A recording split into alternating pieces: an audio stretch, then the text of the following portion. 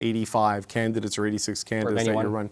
Yeah, because to bring it all the way up to 91, because the Greens are running, you know, the NDP, the Conservatives and Liberals. I mean, how were you able to convince voters in the leader of the Conservative Party's riding to sign those signatures, sign up? People are surprisingly sympathetic towards the cause.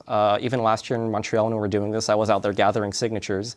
And people are curious about this. People are really used to the status quo. A lot of, especially younger people, are tired of the same thing happening over and over again. A lot of people from my generation are used to growing up for their whole lives, seeing this unfair system of first past the post being used in all the elections, and a lot of people truly want change to happen.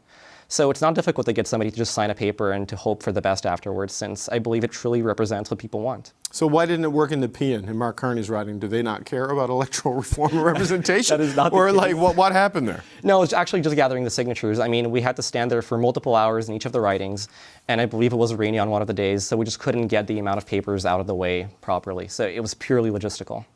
So what do you say to people who look at this and say, this is a stunt, and they're annoyed by it, and they think it's going to slow things down, and you've got an election that, you know, for older people like me who, you know, it's been a long time since I was 19 years old, who see this as maybe the most important election of their lifetime, and something like this is happening. What do you say to people who are going to be annoyed by this? People are certainly allowed to view that way, and I sympathize with them. I mean, it's pretty simple to see how this complicates the election in a few ways. However, I really stand by my words that it is very important to properly change the way that our elections are held. If we really want our country to be strong, if we want our people to have confidence in our electoral system, if you want to have governments that truly represent what our people want, we need to have a system that's more equitable, that is more fair, and that better shows what people want in our country.